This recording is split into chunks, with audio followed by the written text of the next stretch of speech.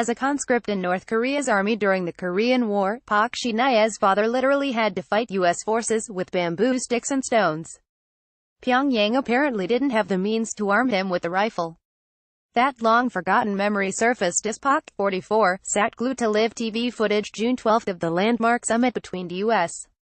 President Donald Trump and North Korean leader Kim Jong-un in Singapore.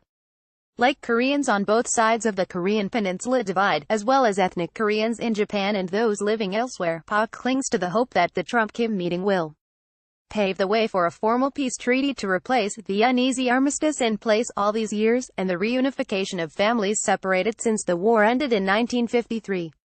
Another perspective on the fraught issue of forging lasting peace is offered by 78-year-old Koichi Kawano, who was born in what is now North Korea, moved to Japan as a child and survived the 1945 atomic bombing of Nagasaki.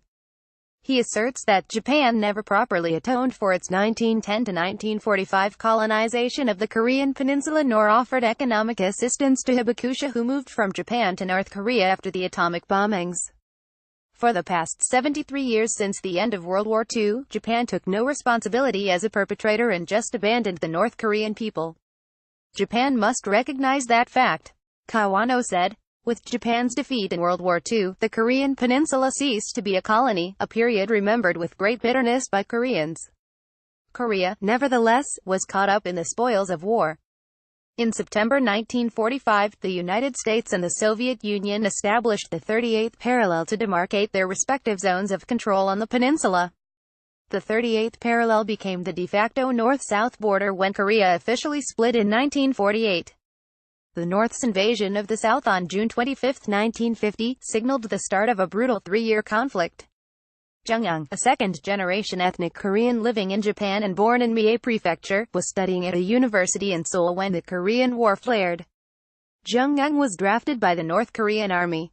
But instead of being given a rifle to use, he had to make do with arming himself with bamboo spears and stones. In September 1950, U.S. forces made landfall from Incheon, a port city west of Seoul, which turned the tide of war in the South's favor. North Korean troops were scattered, and Jung-young hid out deep in the mountains, where he was eventually captured by U.S. forces. After spending about 2 years as a POW, Jung-young was released and went back to Japan. Park, who runs an orthopedic clinic in Osaka's Akuno ward, said the Trump-Kim summit offered the first hope of establishing proper peace that will end the history of conflict and mark the start of building a happy relationship between the two countries. Park's father died 5 years ago at the age of 79, having barely talked about his experiences with the North Korean army or his time as a prisoner of war.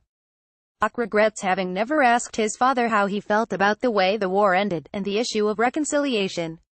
However, he still remembers his father cheering loudly whenever teams from South and North Korea competed in sports events.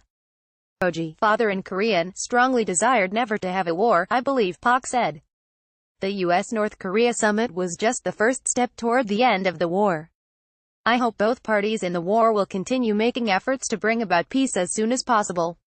Denuclearization of the Korean peninsula is also Kawano's earnest hope, as well as resolving the state of the war that still technically exists between the rival Koreas.